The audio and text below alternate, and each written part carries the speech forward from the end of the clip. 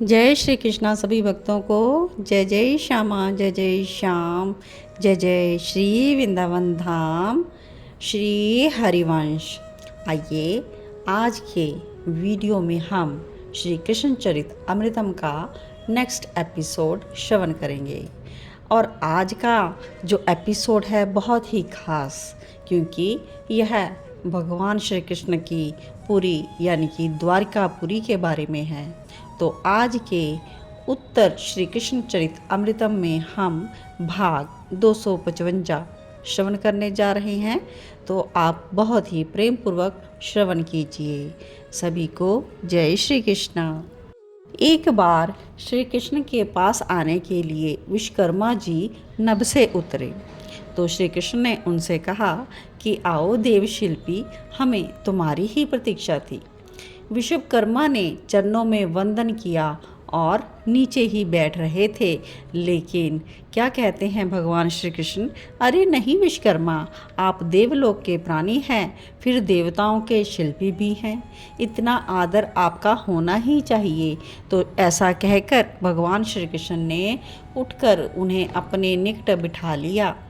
और आगे विश्वकर्मा जी कहते हैं, आज्ञानाथ। दोनों का वार्तालाप हो रहा है और भगवान कहते हैं कि तुम्हें एक पुरी का निर्माण करना है। तो विश्वकर्मा बहुत ही गदगद स्वर में बोले, नाथ स्थान बताइए, कहाँ पर करना है। तो भगवान कहते हैं, समुद्र के मध्य में एक पुरी का निर्माण करना है आपको। यह सुनकर विश्वकर्मा जी उठकर खड़े हो गए। हाँ, विश्वकर्मा समुद्र के मध्य में और उसके बाहर एक कोट का निर्माण भी आवश्यक होगा पुरी की सुरक्षा के लिए। उस कोट का निर्माण ऐसे करना कि वज्र हो या कोई अन्य शस्त्र, उसका कोई प्रभाव भीतर ना पड़े। हे देवशिल्पी, उस पुरी के मार्ग विस्तृत होने चाहिए और मध्य में वृक्षावली घनी हो। भवन ऐसे हों ग्रीष्म में शीतल और शीत में ग्रीष्म का अनुभव कराए। ऐसा श्री कृष्ण कहते जा रहे हैं और विश्वकर्मा गदगद होकर उनकी हर बात सुन रहे हैं और मान भी रहे हैं।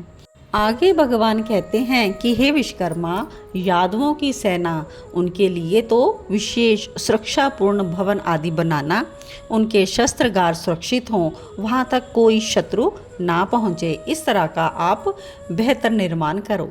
और हाँ, मंदिर बने, विशाल मंदिर, उस मंदिर में विशेष पच्चीकारी हो, मणि मान्या के स्तंभ हों, मोतियों को भी विशेष मार्गों में भरा जाए।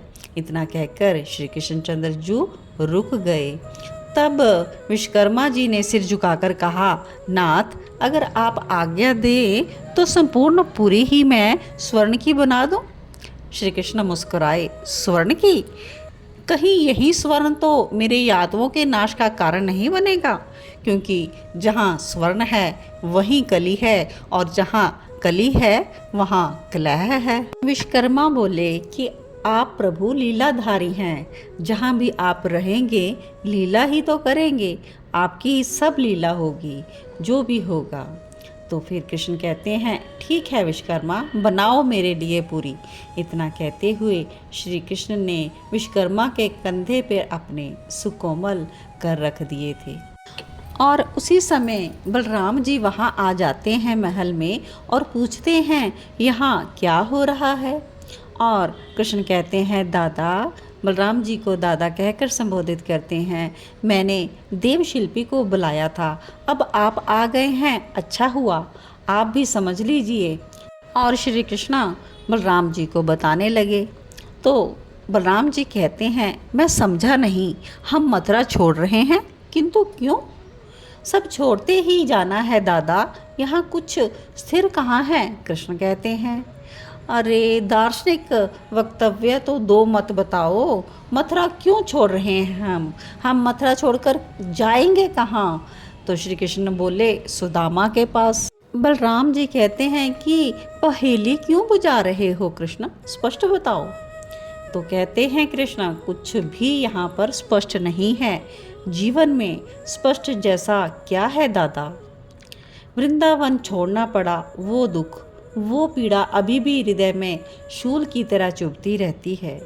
वो मैया यशोदा सजल नयन हो रहे थे श्री कृष्ण के, किंतु वृंदावन की बात को आगे नहीं बढ़ाया श्री कृष्ण ने, और वो कुछ देर के लिए चुप हो गए और कहते हैं विश्वकर्मा को आप जाइए और अपना कार्य प्रारंभ कीजिए, क्योंकि शीघ्र ही हम मथुरा छोड़कर वहीं पर नईपुरी में आने वाले हैं। विश्वकर्मा ने कहा जो आज्ञानाथ, और वो चले गए। बलराम जी कहते हैं कृष्ण ये सब क्या है, हम कहाँ जाएंगे अब, और हम ही जाएंगे या समस्त मथुरावासी।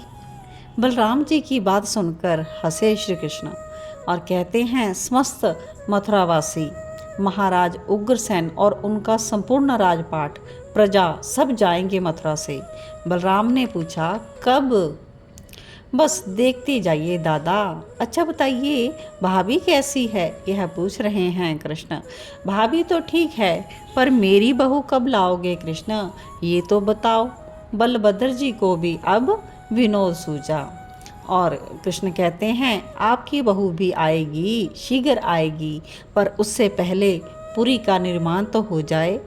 अब दोनों बलराम और कृष्ण आपस में चर्चा करते हुए खूब हंस रहे हैं। उद्धव जी यह प्रसंग विदुर जी को सुना रहे हैं और कहते हैं तात अब मथुरा को छोड़कर जाएंगे श्री कृष्ण, बलराम और समस्त मथुरावासी, द्वारिका का निर्माण करेंगे विश्वकर्मा जी। तो इस प्रकार से द्वारकापुरी का निर्माण किस प्रकार से स्टार्ट हुआ, तो हम सब ने यह कथा श्रवण की।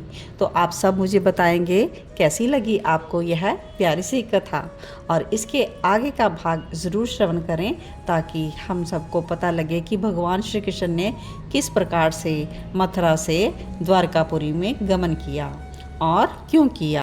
और कमेंट करके मुझे बताइएगा कि किस किस को नेक्स्ट कथा का वेट है।